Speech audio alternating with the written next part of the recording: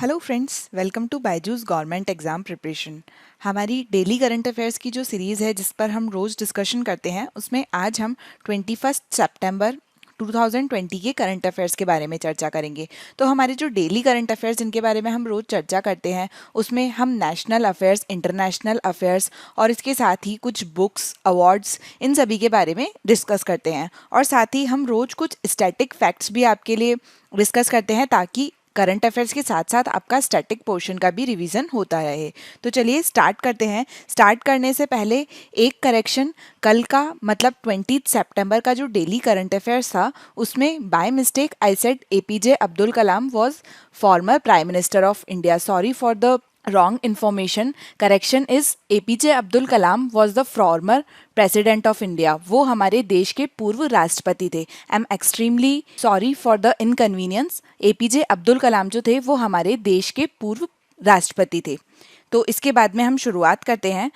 सबसे पहले हमारा आज का सेक्शन जो है वो है नेशनल अफेयर्स अर्थात राष्ट्रीय मामले। इसमें हमारी सबसे पहली जो आज की न्यूज़ है वो है एग्रीकल्चर बिल से रिलेटेड। तो राज्यसभा जो है वहाँ पर एग्रीकल्चर बिल जो है वो पास हुआ है। ये जो एग्रीकल्चर बिल है इसमें दो बिल पास किए हैं। एक है agriculture produce trade and commerce promotion and simplification bill 2020, मतलब कृषि उपज व्यापार और वाणिज्य संवर्धन और सरलीकरण विधेयक 2020। और दूसरा बिल पास हुआ है कृषक सशक्तिकरण और संरक्षण, कीमत आश्वासन और कृषि सेवा पर करार विधेयक, मतलब the farmer empowerment and protection agreement on price assurance and agriculture service bill 2020। तो इन दोनों के बारे में हम देखेंगे कि ये बिल पास होने से हमारे जो फार्मर्स हैं उन्हें क्या लाभ होंगे और इसके साथ ही हमारी जो एग्रीकल्चर है, कृषि है, उस क्षेत्र में क्या लाभ होंगे। लेकिन ये डिस्कस करने से पहले अगर हम यहाँ पर कृषि की बात कर रहे हैं तो आपके लिए सबसे पहले जो इम्पॉर्टेंट चीज़ जाननी होती है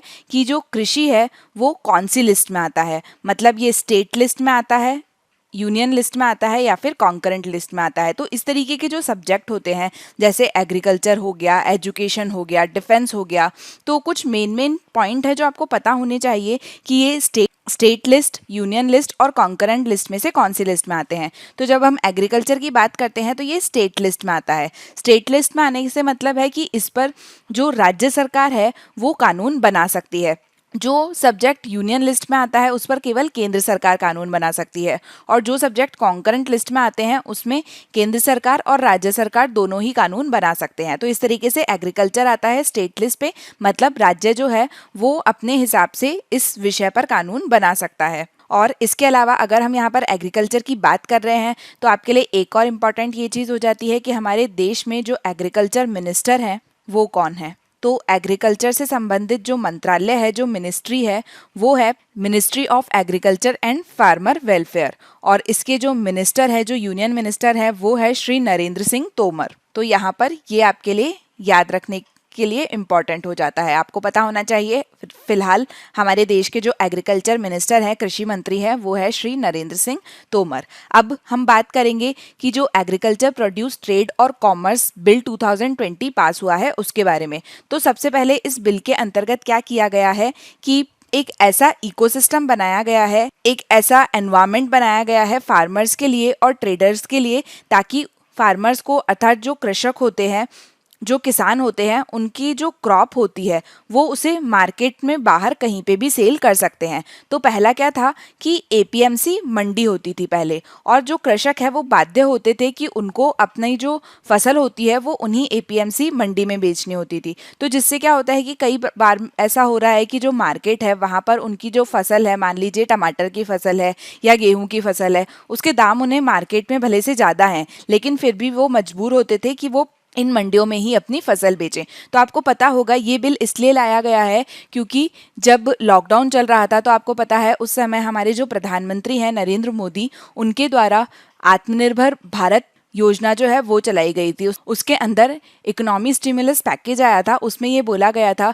कि कई एग्रीकल्चर रिफॉर्म जो हैं वो लाए जाएंगे। उसी के चलते ये जो बिल है ये पास किया गया है। और इसमें अब क्या किया गया है कि जो किसान है वो एपीएमसी मंडी के बाहर भी अपनी जो फसल है उसे बेच सकते हैं। इससे क्या होगा कि उपज जो है उसको खरीदने और बेचने के लिए अब किसानों को अवसर की स्वतंत्रता होगी। मतलब फ्रीडम ऑफ अपॉर्चुनिटी जो है वो उन्हें मिलेगी। फ्रीडम ऑफ अपॉर्चुनिटी से मतलब है कि अगर उन्हें बाहर दाम अच्छा मिल रहा है, अपॉर्चुनिटी अच्छी मिल रही है, तो वो बाहर भी अपनी जो फसल है उसे बेच सकते हैं, या फिर अपने राज्य के अलावा अगर किसी दूसरे राज्य में उनको फसल का दाम जो है वो अच्छा मिल रहा है तो वहाँ पर भी वो बेच सकते हैं। और उसके लिए सरकार के द्वारा कई योजनाएं बनाई जा रही है। जैसे हमने अभी कुछ दिनों पहले देखा था, किसान रेल जो है वो चलाई जा रही है सरकार के द्वारा, ताकि जो ट्रांसपोर्टेशन होता है इन फसलों से संबंधित, जो कृषि प्रोड्यूस होते हैं उनसे संबंधित, वो आसान हो। और इसके साथ में क्या होगा कि लेन देन की जो लागत है उसमें भी कमी आएगी। लेन देन की लागत में कमी कैसे आएगी? क्योंकि कई तरीके के इसमें कोल्ड स्टोरेज बनाए जाएंगे, फार्म गेट्स बनाए जाएंगे,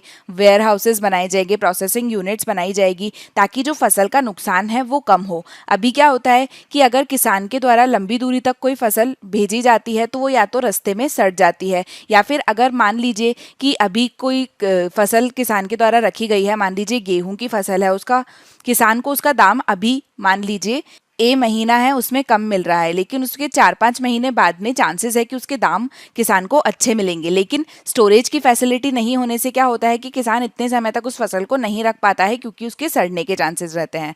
तो अगर कोल्ड हाउसेज, वेयर हाउसेज ये सब अवेलेबल होंगे तो उससे क्या होगा कि जो लागत है उसमें कमी आएगी और किसान को अच्छे जो दाम है वो मिल सकेंगे। इसके साथ ही जो प्रोसेसिंग यूनिट्स हैं वो बनाई जाएगी। प्रोसेसिंग यूनिट बनाने से क्या होगा कि मान लीजिए कि कई बार ऐसा होता है कि जैसे टमाटर हुआ या कोई अन्य फ्रूट हुआ तो उनकी उपज बहुत ज़्यादा हो जाती है। अब जो आपको पता है सप्लाई और डिमांड जो है, अगर सप्लाई ज़्यादा होती है तो ऑब्वियस सी बात है कि उस चीज़ की जो रेट है, जो मूल्य है वो कम हो जाता है। अगर किसी साल में टमाटर की उपज बहुत ज़्यादा हुई है तो उसकी डिमांड मार्केट में कम होगी, क्योंकि वो सभी जगह अवेलेबल है, और ऐसे में क्या होता है कि उसका जो मूल्य है वो काफ़ी कम हो जाता है।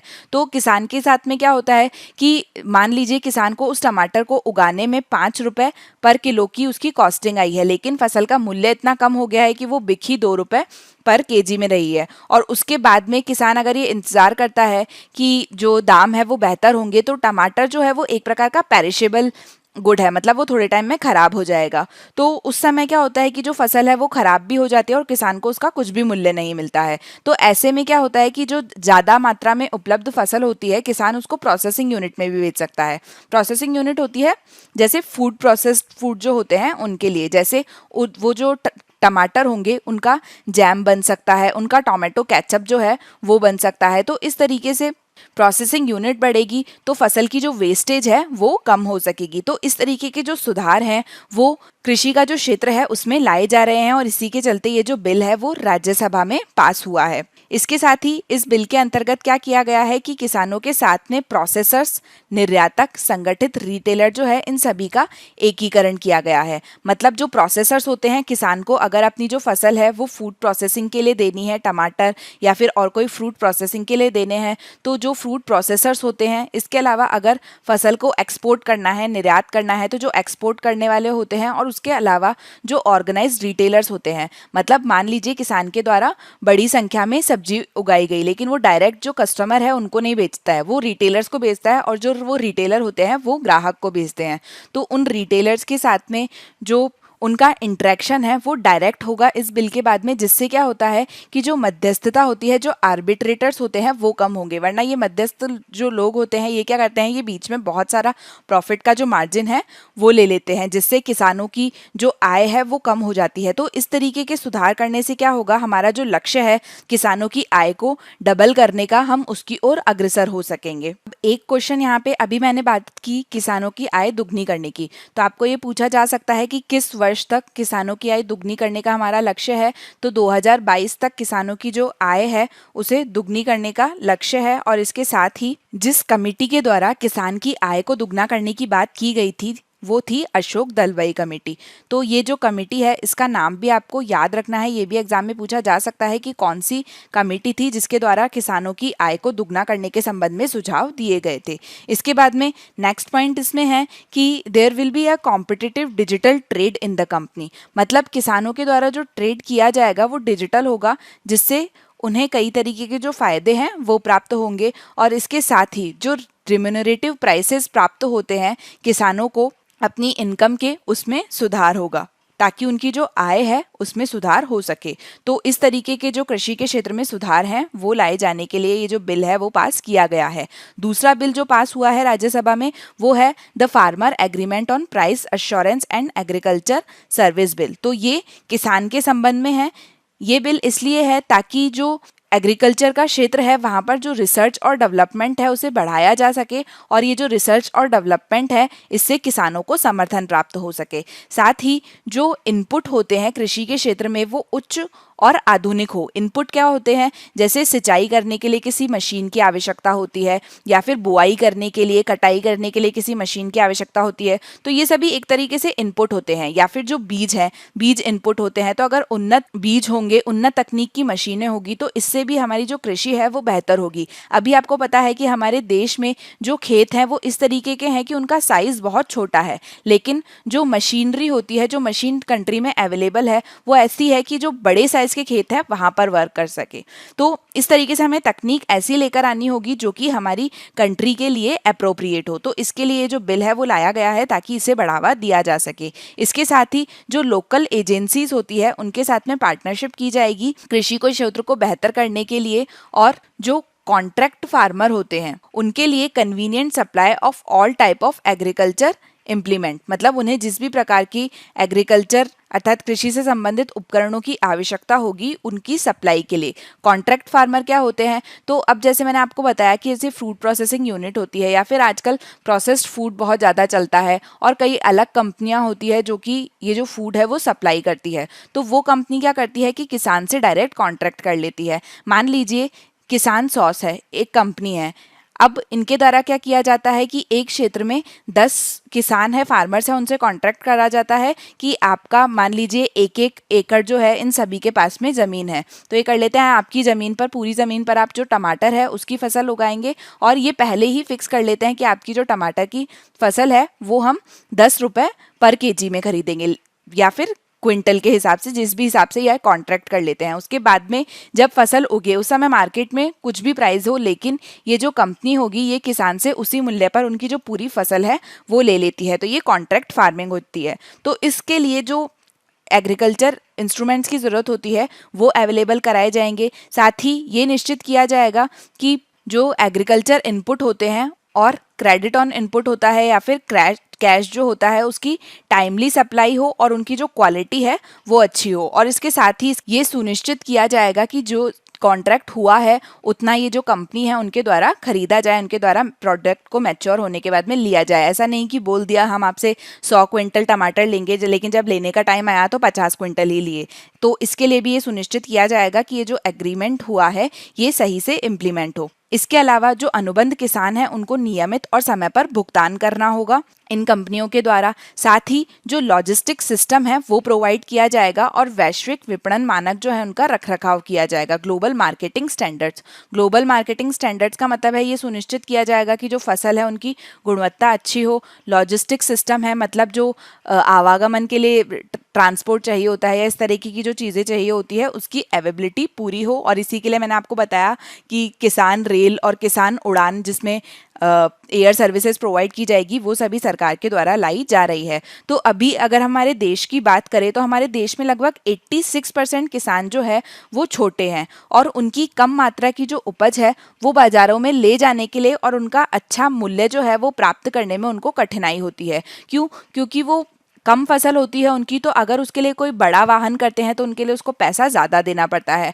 मान लीजिए कि जो फसल है वो 50 किलो ही है, लेकिन इससे कम का कोई जो ट्रक है या टेम्पो है जिसमें भी उनको सामान ले जाना है वो अवेलेबल नहीं है।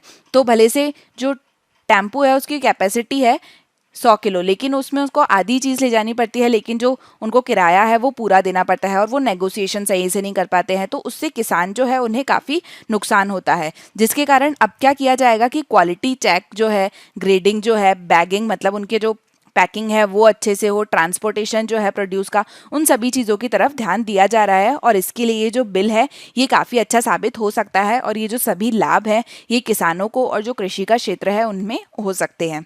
इसके बाद में हमारा जो अगला पॉइंट है वो है इंटरनेशनल वेबिनार ऑर्गेनाइज किया जा रहा है इलेक्शन कमीशन के द्वारा। पॉइंट है issues, challenges and protocol for conducting election during कोविड-19। शेयरिंग कंट्रीज एक्सपीरियंस, मतलब कोविड-19 के समय पर चुनाव करने में किस प्रकार के जो मुद्दे आ रहे हैं, कौन सी चुनौतियां आ रही है और इससे संबंधित जो प्रोटोकॉल है उसके संबंध में विभिन्न जो देश हैं वो अपने एक्सपीरियंस शेयर कर सके। ये ऑर्गेनाइज किया जा रहा है इलेक्शन कमीशन ऑफ इंडिया के द्वारा और ये एक इंटरनेशनल वेबिनार है, तो ये आपको ध्यान रखना है। अब हम यहाँ पर जब इलेक्शन कमीशन ऑफ इंडिया की बात कर रहे हैं तो जीके में आप इलेक्शन कमीशन ऑफ इंडिया के बारे में पॉलिटी में पढ़ते हैं। तो सबसे पहले इलेक्शन कमीशन ऑफ इंडिया की बात है तो इलेक्शन कमीशन ऑफ इंडिया जो है वो हमारे कॉन्स्टिट्यूशन के कौन से आर्टिकल के अंतर्गत आता है, तो वो आया है हमारे आर्टिकल 324 अर्थात अनुच्छेद 324 के अंतर्गत। इसके अलावा इलेक्शन कमीशन ऑफ इंडिया में क्या होता है कि एक तो चीफ इलेक्शन कमिश्नर होते हैं और 2 इलेक्शन कमिश्नर होते हैं। तो आपके लिए एक क्वेश्चन कि वर्तमान में हमारे जो चीफ इलेक्शन कमिश्नर है वो कौन है, आप इसका आंसर कमेंट सेक्शन में देने की कोशिश कीजिएगा। वर्तमान में जो हमारे चीफ इलेक्शन कमिश्नर है वो है श्री सुनील अरोड़ा और इसके अलावा 2 इलेक्शन कमिश्नर है। ये जो इलेक्शन कमीशन है जो कि एक बॉडी है, ये लोकसभा के जो चुनाव होते हैं, राज्यसभा के जो चुनाव होते हैं, इसके अलावा प्रेसिडेंट या फिर वाइस प्रेसिडेंट के जो चुनाव होते हैं वो सारे चुनाव जो हैं वो इस बॉडी के द्वारा कंडक्ट कराए जाते हैं। और इसके साथ ही आपके लिए एक चीज़ जानना और इम्पॉर्टेंट हो जाता है, अगर आपसे पूछा जाता है कि जो चीफ इलेक्शन कमिश्नर होते हैं या फिर इलेक्शन कमिश्नर होते हैं उनका अपॉइंटमेंट कैसे होता है, तो इनका अपॉइंटमेंट किया जाता है प्रेसिडेंट के द्वारा। हमारे देश के जो राष्ट्रपति हैं वो अपॉइंट करते हैं हमारे चीफ इलेक्शन कमिश्नर अर्थात चुनाव आयुक्त, मुख्य चुनाव आयुक्त और चुनाव आयुक्त को। इसका जो प्रोसीजर है वो कॉन्स्टिट्यूशन में नहीं दिया हुआ है, लेकिन जो रूल्स हैं उसके हिसाब से जो प्रेसिडेंट है वो चुनाव आयुक्त और मुख्य चुनाव आयुक्त जो है उन्हें नियुक्त करते हैं, तो ये भी आपको ध्यान होना चाहिए। इसके बाद में हम इस वेबिनार की तरफ चलते हैं जहाँ जो हम बात कर रहे थे।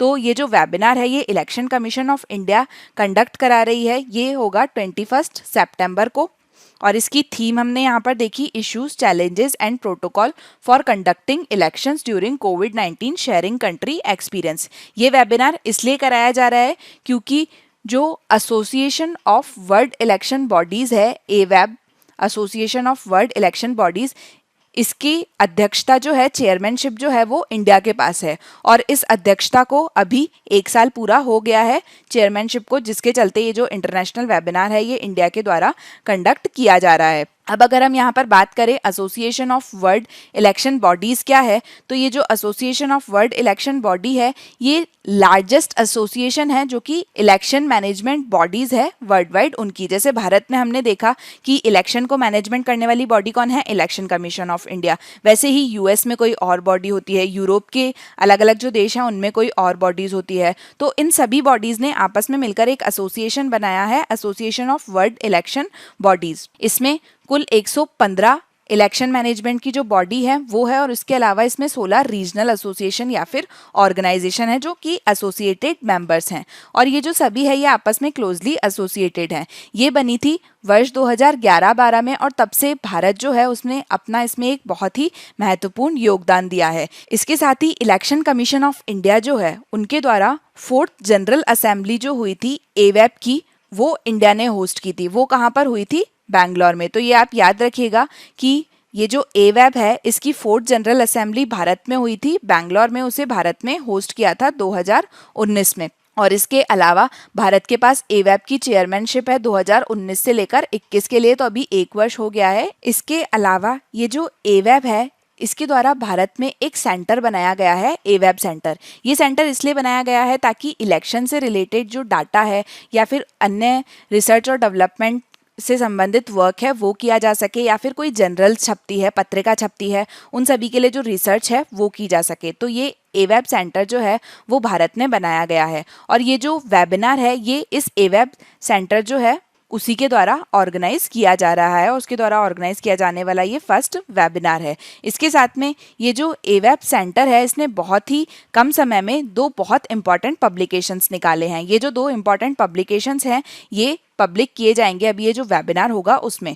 तो ये पब्लिकेशंस कौन कौन से हैं, अर्थात ये जो प्रकाशन है ये है brief profile of the countries members EMBs and partner organisation of एवैब और दूसरा है कोविड-19 एंड इंटरनेशनल इलेक्शन एक्सपीरियंसेस। तो ये अगर दोनों आपसे पूछा जाता है कि जो जनरल्स है वो किससे रिलेटेड हैं, तो ये एवेब सेंटर के द्वारा प्रकाशित किए गए हैं, एवेब से रिलेटेड हैं ये। इसके अलावा इनके द्वारा एक और पब्लिकेशन निकाला जा रहा है जो कि क्वार्टरली आएगा, मतलब हर 3 महीने में आएगा।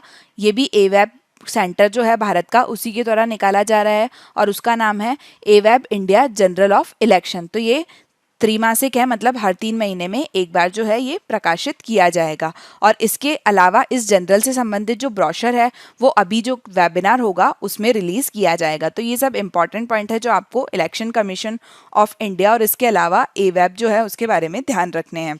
इसके बाद में हमारा नेक्स्ट पॉइंट है फ्राइट सेवा ऐप। तो ये फ्राइट सेवा ऐप जो है उसके बारे में हम यहाँ पर चर्चा करेंगे। सबसे पहले हम मतलब समझते हैं फ्राइट का क्या होता है। तो फ्राइट होता है एक तरीके से जो मालगाड़ी होती है, मतलब रेलवे के द्वारा जो माल एक जगह से दूसरी जगह पर ले जाया जाता है तो उसे फ्राइट कहते हैं। इससे संबंधित जो ऐप है वो चेन्नई डिवीजन जो है साउथर्न रेलवे का, उनने लॉन्च किया है। ये एक इन हाउस मोबाइल एप्लीकेशन है जिसका नाम रखा गया है फ्राइट सेवा।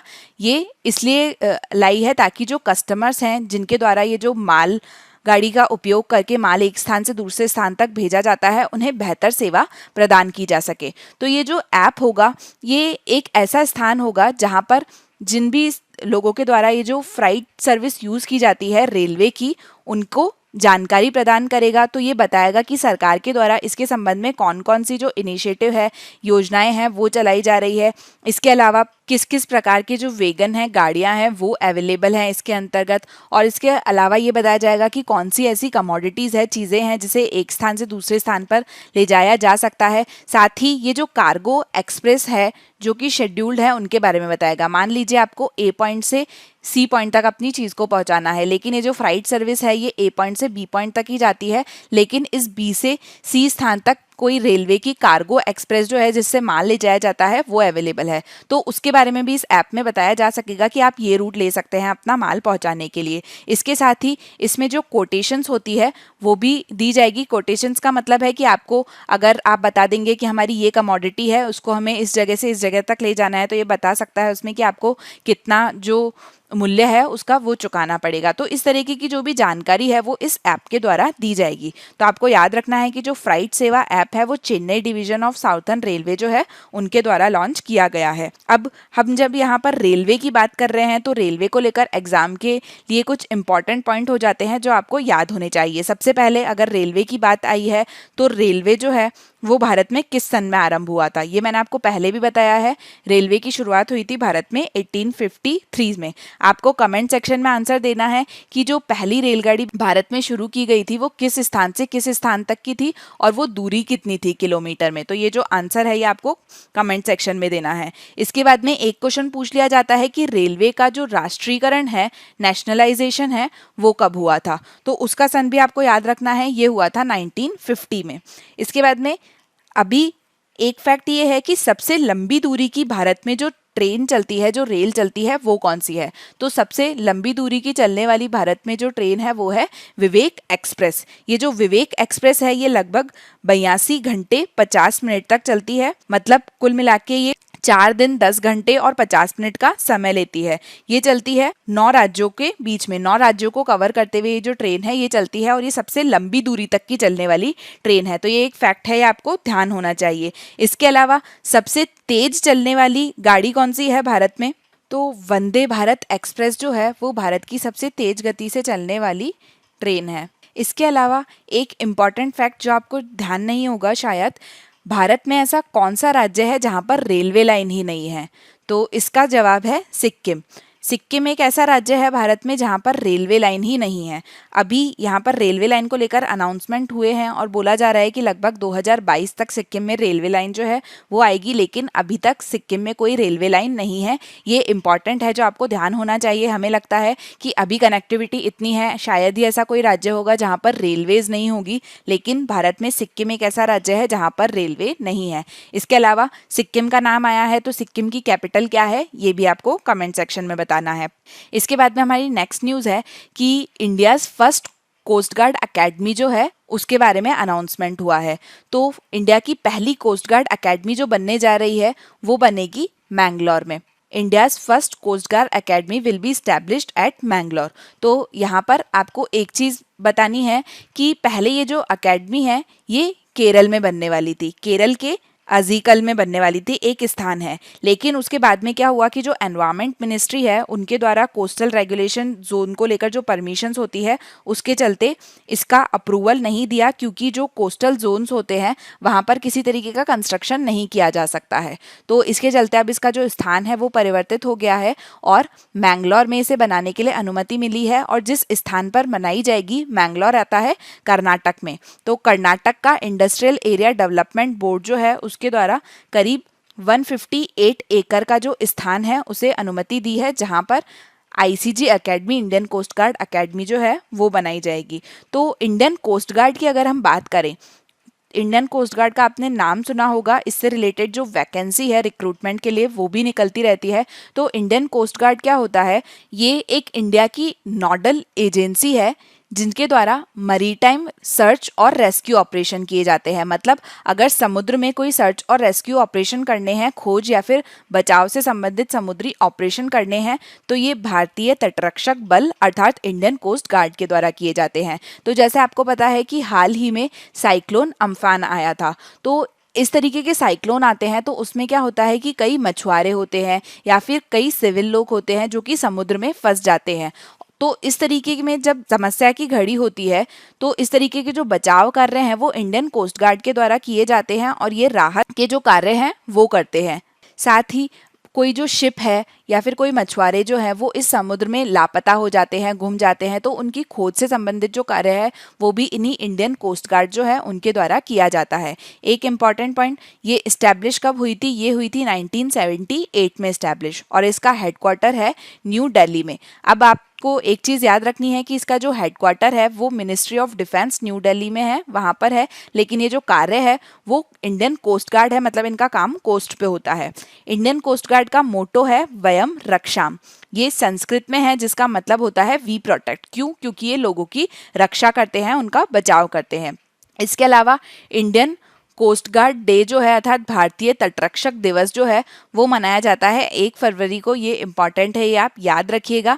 इसके साथ ही अभी जो डायरेक्टर जनरल है इंडियन कोस्ट गार्ड के वो है कृष्णसामी नटराजन, तो ये भी आपको याद रखना है। तो इंडियन कोस्ट गार्ड जो है उसके बारे में हमने यहाँ पर चर्चा की। इसके बाद में हम चलते हैं इंटरनेशनल अफेयर्स की तरफ, अंतर्राष्ट्रीय मामले। अंतर्राष्ट्रीय मामलों में हमारी पहली न्यूज़ है कि इंडिया के द्वारा $250 मिलियन जो है वो दिए गए हैं मालदीव्स को। क्यों?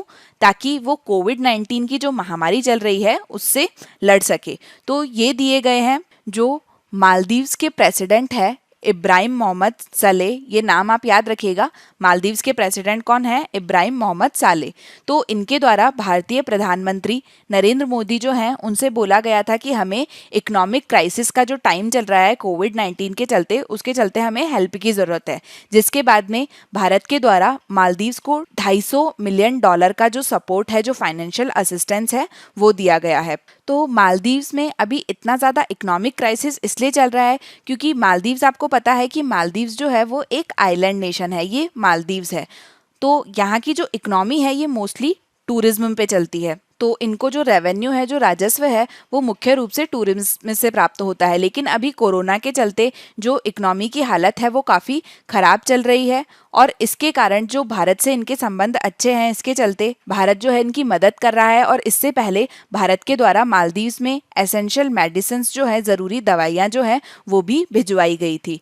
तो यहाँ पर हम मालदीव्स की बात कर रहे हैं, तो मालदीव्स को लेकर हम कुछ इंपॉर्टेंट पॉइंट देख लेते हैं। आपको पता है हम जब भी किसी देश की बात करते हैं तो वहाँ का हेड ऑफ द स्टेट जो है उसके बारे में चर्चा करते हैं, साथ ही वहाँ की जो कैपिटल है वो देखते हैं और उनसे रिलेटेड कुछ इंपॉर्टेंट पॉइंट देखते हैं जो आपसे एग्जाम में पूछे जा सकते हैं। तो मालदीव्स हमने देखा कि ये एक आइलैंड नेशन है जो कि भारत के पास में जो इंडियन ओशन है वहाँ पर है। इसके साथ में हमने देखा कि जो मालदीव्स के राष्ट्रपति हैं, प्रेसिडेंट है, वो है इब्राहिम मोहम्मद सालेह। जो मालदीव्स में भारतीय उच्चायुक्त है अर्थात इंडियन हाई कमिश्नर है वो है संजय सुधीर। इसके अलावा मालदीव्स की कैपिटल है माले, ये आपको याद रखना है। और साथ ही यहाँ पर एक 8 डिग्री चैनल आता है जो कि भारत और मालदीव्स जो है उन्हें अलग करता है, तो ये काफ़ी इंपॉर्टेंट है, ये आपको याद रखना है। एग्जाम में कई बार पूछ लिया जाता है 9 degree channel, 10 degree channel, 8 degree channel, कौन सा चैनल है जो कि इंडिया और मालदीव्स को अलग करता है, तो वो 8 डिग्री चैनल है। इसके बाद में हम हमारे अगले सेक्शन की तरफ चलते हैं, various national and international personalities in news, समाचार में विभिन्न राष्ट्रीय और अंतर्राष्ट्रीय व्यक्तित्व। इसके बाद में हमारी अगली न्यूज़ है जिसमें हम पर्सनालिटी के बारे में चर्चा कर रहे हैं। तो ये पर्सनालिटी है रॉबर्ट डब्ल्यू। रॉबर्ट डब्ल्यू जो हैं इनका निधन हो गया है, इसलिए हम इनके बारे में यहाँ पर चर्चा कर रहे हैं। और इनके द्वारा इन्वेंट किया गया था गोरेटेक्स फैब्रिक। तो ये जो गोरेटेक्स फैब्रिक है ये क्या है, ये एक तरीके का वाटरप्रूफ फैब्रिक होता है जो कि इनके द्वारा इन्वेंट किया गया है। और ये इन्वेंट करने के बाद में क्या हुआ कि जो आउटडोर क्लोथिंग का क्षेत्र है वहां पर एक तरीके का रिवॉल्यूशन आ गया। मतलब आप बाहर जो कपड़े पहनकर जाते हैं उस क्षेत्र में, क्योंकि ये जो फैब्रिक है ये वाटरप्रूफ फैब्रिक था, तो इसमें क्या होता है कि ये ब्रीदेबल फैब्रिक है, इसमें एयर तो पास होती है लेकिन पानी से ये फैब्रिक गीला नहीं होता है। तो मतलब अगर आप बाहर जा रहे हैं, बारिश हो जाती है तो भी आपके जो कपड़े हैं वो गीले नहीं होंगे। तो इस तरीके से आउटडोर क्लोथिंग का जो क्षेत्र है उसमें एक प्रकार से रेवोल्यूशन आ गया था, लेकिन उसके बाद में अब इनकी मृत्यु हो गई है। ये इन्वेंट किया गया था इनके द्वारा 1969 में। तो इनने एक पॉलीमर जो है उसका इन्वेंशन किया था एक लेबोरेटरी में जो कि डेलावेयर के नेवार्क में है।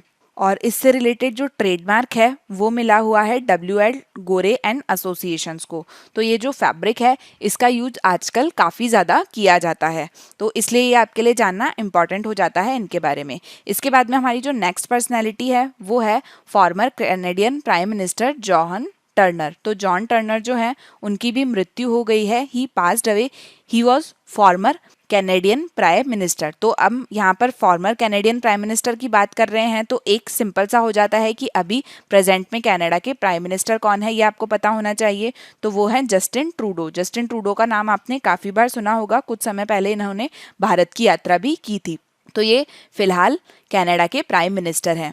ये हमने देखा कि जो फॉर्मर प्राइम मिनिस्टर थे इनकी मृत्यु हो गई है। इनके लिए एक इम्पॉर्टेंट चीज़ ये है कि ये 17th प्राइम मिनिस्टर थे कनाडा के 1984 में, और ये दूसरे सबसे कम समय तक कनाडा के प्रधानमंत्री प्राइम मिनिस्टर रहने वाले व्यक्ति थे। एक थे टप्पर जो कि कनाडा के प्रधानमंत्री रहे थे 68 डेज के लिए, और उसके बाद में ये हैं जॉन टर्नर जो कि कनाडा के प्रधानमंत्री रहे थे 79 डेज के लिए। तो ये आपको ध्यान रखना है। इसके अलावा हम कनाडा की बात कर रहे हैं तो हम यहाँ पर देखेंगे कि सबसे पहले कनाडा की करेंसी क्या है। तो कनाडा की करेंसी आपको पता है कैनेडियन डॉलर। इसके बाद में कनाडा की कैपिटल क्या है, कनाडा की कैपिटल है ओटावा, ये आपको पता होना चाहिए। और इसके अलावा हमने देखा कि कनाडा के प्रेजेंट प्राइम मिनिस्टर हैं जस्टिन ट्रूडो। इसके बाद में नेक्स्ट पर्सनालिटी आती है हमारी सीमांचल दास। तो सीमांचल दास हैं वो एक IRS ऑफिसर अर्थात इंडियन रेवेन्यू सर्विस ऑफिसर हैं 1988 बैच के, और ये जो IMF अर्थात इंटरनेशनल मॉनेटरी फंड जो है उसके जो एग्जीक्यूटिव डायरेक्टर हैं उनके एडवाइजर अपॉइंट हुए हैं, एडवाइजर बन गए हैं। ये IMF के जो एग्जीक्यूटिव डायरेक्टर हैं उनके एडवाइज़र रहेंगे 3 साल के लिए। और ये जो अनाउंसमेंट है ये central department of personal general grievance और पेंशन्स के द्वारा किया गया है। अभी जो है ये मिस्टर सीमांचल दास ये चीफ डायरेक्टर है एनफोर्समेंट डायरेक्टरेट के। इसके अलावा इनके लिए इम्पॉर्टेंट चीज़ ये है कि जो हमारे फॉर्मर फाइनेंस मिनिस्टर थे अरुण जेटली, उनके पर्सनल सेक्रेटरी भी ये रह चुके हैं 2014 से 17 के बीच में। तो इस तरीके से सीमांचल दास जो है उनके बारे में हमने यहाँ पर देखा। इसके साथ ही IMF जो है उसके बारे में हमारे लिए यहाँ पर जानना इम्पॉर्टेंट हो जाता है। तो जो इंटरनेशनल मॉनेटरी फंड अर्थात अंतर्राष्ट्रीय मुद्रा कोष है उसका हेडक्वार्टर है वॉशिंगटन DC में। इसकी स्थापना हुई थी जुलाई 1944 में। तो ये सन आपको याद रखना है, ये इम्पॉर्टेंट है। और अभी इसके जो मैनेजिंग डायरेक्टर हैं वो है क्रिस्टीन लेगार्ड जो कि जर्मनी से है। तो ये भी आपको याद रखना है। IMF, World Bank, United Nations, World Trade Organization, World Health Organization, ये कुछ बड़ी बड़ी बॉडीज है जिनके बारे में जो मेन पॉइंट है वो आपको याद रखने आवश्यक है। इनसे एग्जाम में क्वेश्चंस पूछे जा सकते हैं। इसके बाद में हमारा नेक्स्ट सेक्शन है बुक्स एंड अवार्ड्स। तो इस सेक्शन में आज हम डिस्कस करेंगे बुक्स बाय श्री प्रणब मुखर्जी। तो प्रणब मुखर्जी जो कि हमारे देश के पूर्व राष्ट्रपति थे, आपको पता है उनका कुछ समय पहले निधन हो गया था, तब भी हमने इनके बारे में चर्चा करी थी। ये हमारे देश के 13वें राष्ट्रपति थे और इनका अभी 31 अगस्त निधन हो गया था। इसके अलावा इनकी बात करें तो ये कांग्रेस के नेतृत्व में जब यूपीए बनी थी तब पहली बार लोकसभा के लिए जंगीपुर से इन्होंने चुनाव लड़ा था। तो आपसे पूछा जा सकता है इन्होंने किस क्षेत्र से लोकसभा का चुनाव लड़ा था, तो जंगीपुर से इन्हें पहली बार लोकसभा का चुनाव लड़ा था। साथ ही में इन्हें भारत सरकार के द्वारा पद्म विभूषण का जो पुरस्कार है उससे भी सम्मानित किया जा चुका है। तो इनके द्वारा कई बुक्स लिखी गई थी, कई पुस्तकें लिखी गई थी, तो हम उनके बारे में चर्चा करते हैं। एक बुक थी beyond survival emerging dimensions of Indian economy, तो इसके लेखक थे प्रणब मुखर्जी। दूसरी है saga of struggle and sacrifice. इसके अलावा तीसरी बुक थी चैलेंजेस बिफोर द नेशन। चौथी बुक थी the dramatic decade the days of Indira Gandhi. तो ये जो चारों बुक है ये प्रणब मुखर्जी के द्वारा लिखी गई है, ये आपको याद होनी चाहिए, ये इंपॉर्टेंट हो जाती है क्योंकि हाल ही में इनकी मृत्यु हुई है, तो हो सकता है इससे रिलेटेड जो क्वेश्चन है वो पूछा जाए। इसके बाद में हमारा नेक्स्ट सेक्शन है स्पोर्ट्स न्यूज। तो स्पोर्ट्स न्यूज के लिए आईपीएल, आपको पता है कि आईपीएल चालू हो गए हैं और आईपीएल में अभी लेटेस्ट क्या हुआ है कि आईपीएल 2020 का जो मुकाबला हुआ है उसमें दिल्ली चैंपियंस ने किंग 11 पंजाब को सुपर ओवर में हराकर जीत जो है वो हासिल कर ली है। तो सबसे इम्पॉर्टेंट किंग्स 11 पंजाब जो है उनके कैप्टन कौन है और दिल्ली कैपिटल्स जो है उनके कैप्टन कौन है। तो किंग्स 11 पंजाब के कैप्टन है केएल राहुल और दिल्ली कैपिटल्स के कैप्टन है श्रेयस अय्यर। तो ये जो जितनी भी टीम है उनके कैप्टन्स के नाम आपको याद रखने हैं। इसके बाद में हमारा नेक्स्ट सेक्शन है इम्पॉर्टेंट डेज। तो आज का जो इम्पॉर्टेंट डे है, आज है इंटरनेशनल डे ऑफ पीस। तो इंटरनेशनल डे ऑफ पीस जो है वो मनाया जाता है 21 सितंबर को हर साल, ये आपको याद रखना है। ये मनाया जाता है यूएन के द्वारा, ये जो डे है वो रिकॉग्नाइज किया गया है। तो यूएन की जो जनरल असेंबली है उनके द्वारा ये डे डिक्लेयर किया गया था ताकि जो आइडियल्स ऑफ पीस हैं अर्थात जो शांति के आदर्श हैं उन्हें मजबूत किया जा सके और उन्हें समर्पित करने के लिए ये जो डे है ये अनाउंस किया गया था। इसके साथ ही इसमें ये बोला जाता है कि ये जो पीस डे है इस दिन ऑब्जर्व किया जाता है 24 hour of non violence and cease fire. मतलब 21 अगस्त जो है उस दिन 24 घंटे अहिंसा और संघर्ष विराम जो है वो लगाया जाता है। किसी भी तरीके की जो हिंसा की प्रक्रिया है वो इस समय नहीं होनी चाहिए, ऐसा यूएन के द्वारा बोला गया है। अभी अगर हम 2020 को जो इंटरनेशनल डे ऑफ पीस मनाया जा रहा है उसकी थीम की बात करें तो वो थीम है शेपिंग पीस टुगेदर। तो अभी जब पैंडेमिक का टाइम चल रहा है, हम पूरे विश्व में महामारी देख रहे हैं, तो उस समय यूएन के द्वारा कंपैशन, काइंडनेस और होप को फैलाने के लिए ये जो थीम है ये रखी गई है। और इसमें बोला गया है stand together with the UN against attempt to use the virus to promote discrimination और hatred, join us so that we can shape peace together. इसमें बोला गया है कि हमें ज्वाइन कीजिए ताकि हम सब साथ में मिलकर विश्व में शांति जो है उसका माहौल ला सके। तो इंटरनेशनल डे ऑफ पीस जो है वो सबसे पहले मनाया गया था 1981 में और ये यूएन जनरल असेंबली जो है उनके द्वारा चालू किया गया था। उसके बाद में 2001 से जो यूएन जनरल असेंबली है उन्होंने अनोनिमस वोट करके ये डेजिग्नेट कर दिया कि ये जो 24 घंटे का पीरियड होगा इस समय नॉन वायलेंस और सीज फायर जो है वो रखा जाएगा इस 24 घंटे के समय में, ताकि शांति को लेकर जो जागरूकता है वो फैलाई जा सके और इसके संबंध में जो एजुकेशन है, जो शिक्षा है और पब्लिक अवेयरनेस जो है वो फैलाई जा सके शांति के विषय में। तो इस तरीके से आज इंटरनेशनल डे ऑफ पीस है, ये आपको याद रखना है और इसकी जो थीम है वो आपको याद रखनी है। इसके बाद में हम यूएन के बारे में चर्चा करेंगे क्योंकि हमने देखा कि यूएन जो है उनके द्वारा ये डेजिग्नेट किया गया है। तो यूएन का हेडक्वार्टर है न्यूयॉर्क यूएसए में। यूएन की जो स्थापना है वो की गई थी 24 अक्टूबर 1945 में और इसके अलावा यूएन के जो जनरल सेक्रेटरी हैं वो है मिस्टर एंटोनियो गुटेरेस। तो मैंने आपको बताया था कुछ कुछ ऑर्गेनाइजेशन है जिनके लिए इंपॉर्टेंट पॉइंट जो है वो आपको याद होने चाहिए।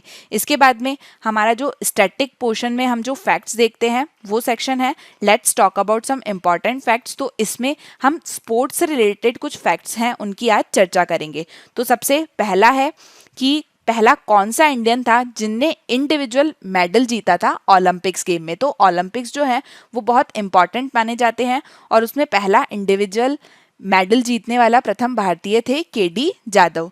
इसके बाद में first Indian to win a gold medal at Olympics game, Olympic game में स्वर्ण पदक जीतने वाले पहले भारतीय थे अभिनव बिंद्रा। इसके बाद में पहली वुमेन जिनने इंडिविजुअल मेडल जीता था ओलंपिक्स गेम में तो वो थी करनान मल्लेश्वरी। नेक्स्ट है first Indian to win a grand slam title. Grand slam title के बारे में मैंने आपको पहले भी बताया था, ये है टेनिस से रिलेटेड और ये टाइटल उसे दिया जाता है तो वार्षिक रूप से 4 टेनिस की एनुअल प्रतियोगिता होती है। जैसे अभी यूएस ओपन चल रहा था, तो इस तरीके से 4 एनुअल कंपटीशन होते हैं और उन चारों कंपटीशन को जो जीतता है एक ही साल में, उसे ग्रैंड स्लैम टाइटल का अवार्ड जो है वो दिया जाता है। तो ग्रैंड स्लैम टाइटल जो है वो जीतने वाले फर्स्ट इंडियन थे महेश भूपति। इसके बाद में first Indian women to win the grand slam title जीतने वाली पहली भारतीय महिला थी सानिया मिर्जा। इसके बाद में first Indian to become a world champion in billiard एक गेम होता है, उसमें वर्ल्ड चैंपियन बनने वाले फर्स्ट इंडियन थे विल्सन जॉन्स। नेक्स्ट पॉइंट है India's first grand master and also the first Indian to win 5 world chess championship. तो world chess championship जीतने वाले जो प्रथम भारतीय थे वो थे विश्वनाथ आनंद। विश्वनाथ आनंद का नाम आपने सुना होगा, ये चेस के लिए बहुत फेमस थे। इसके साथ ही फर्स्ट इंडियन जिन्होंने अंडर 10 वर्ल्ड चेस चैंपियनशिप जीती थी तो वो थे P Harikrishna. First Indian to win All England badminton championship तो वो है प्रकाश पादुकोण। प्रकाश पादुकोण का नाम आपने सुना होगा, दीपिका पादुकोण का नाम आपने सुना है, ये उनके फादर हैं प्रकाश पादुकोण।